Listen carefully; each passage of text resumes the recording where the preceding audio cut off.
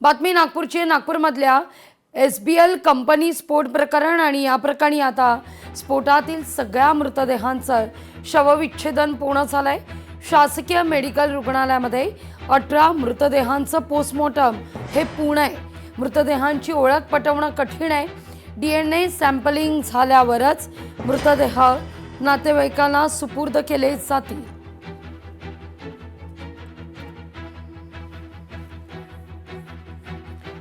तर नेमक्या याच मुद्द्यावर आता 21 जणांविरोधात सदोष मनुष्यवधाचा गुन्हा दाखल आहे। स्फोटाप्रकरणी 9 जणांना अटक करण्यात आली आहे। या भीषण स्फोटात 19 कामगारांचा मृत्यू झालाय।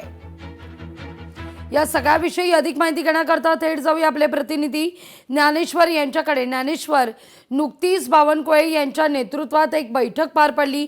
21 जणांवर मनुष्यवधाचा गुन्हा दाखल करण्यात आलेला आहे, पण कंपनीच्या मालकाला अद्याप अटक का नाही?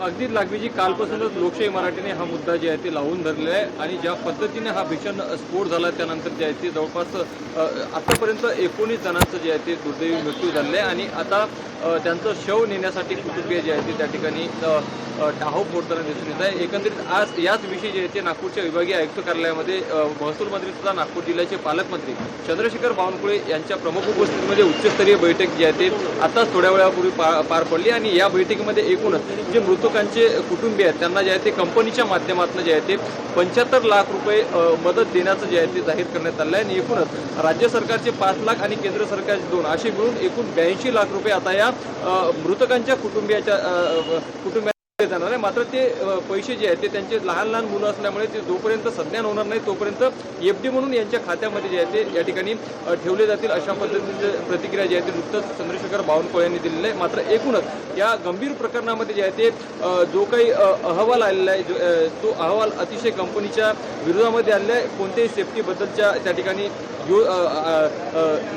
सेफ्टी संदर्भात त्या ठिकाणी काळजी घेतली गेली नव्हती अशा पद्धतीने अहवाल जे आहे ते पेसोच्या माध्यमातून दिला गेला आहे। त्यामुळे एकूणच आता या कंपनी मालकासह इतर सगळ्यांविरोधात जे आहे ते सद्यस्थितीमध्ये नागपूरच्या कळमेश्वर पोलीस ठाण्यामध्ये गुन्हा देखील दाखल झालेला आहे। यामध्ये जवळपास 9 जणांना आतापर्यंत अटक करण्यात आलेली आहे। मात्र मूळ मालक जो आहे तो अजूनही फरार आहे। त्यामुळे यासाठी एक विशेष पथकाचं जे आहे ते या ठिकाणी विशेष पथक नेमण्यात आलेलं आहे। त्या पथकाच्या माध्यमातून कदाचित आज सायंकाळपर्यंत मूळ मालक जे आहे ते पोलिसांच्या हाती लागेल अशी अपेक्षा जी आहे ती व्यक्त केली। त्यासोबतच नागपूरचे जे जिल्हाधिकारी आहेत त्या जिल्हाधिकाऱ्यांच्या माध्यमातून सुद्धा एक विशेष समिती गठीत करण्यात आहे, ज्याला विशेष अधिकारी यामध्ये दिल्या गेलेले आहेत आणि या कंपनीसह इतर जे काही शासकीय अधिकारी सुद्धा यामध्ये जर कारणीभूत जर असतील ज्ञानेश्वर सुद्धा कारवाई होईल अशा पद्धतीने। ज्ञानेश्वर, पण हा सगळा झाला इतिहास, मुद्दा एकच आहे आणि तो कायम आहे। या सगळ्या प्रकरणी मूळ मालक जरी फरार झालेला असला तरी त्या मालकाला पकडण्यामध्ये विलंब का होतोय? मुद्दा क्रमांक 2, तो फरार झाला की तशी परिस्थिती निर्माण केली गेली, का सापडत नाहीये मालक? नागपूरमधून तर अनेक लोकप्रतिनिधी येतात, स्वतः गृहमंत्री मुख्यमंत्री नागपूरचे आहेत।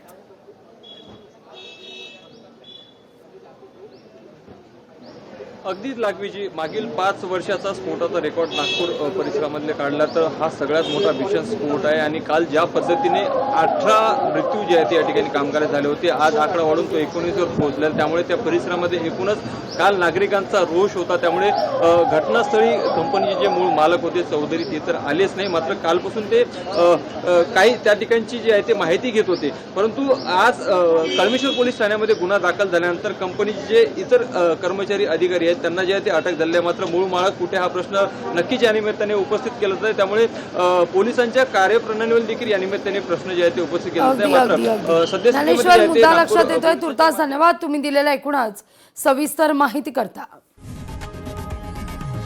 लोकशाही मराठी ऐका, पहा, जागरूक रहा।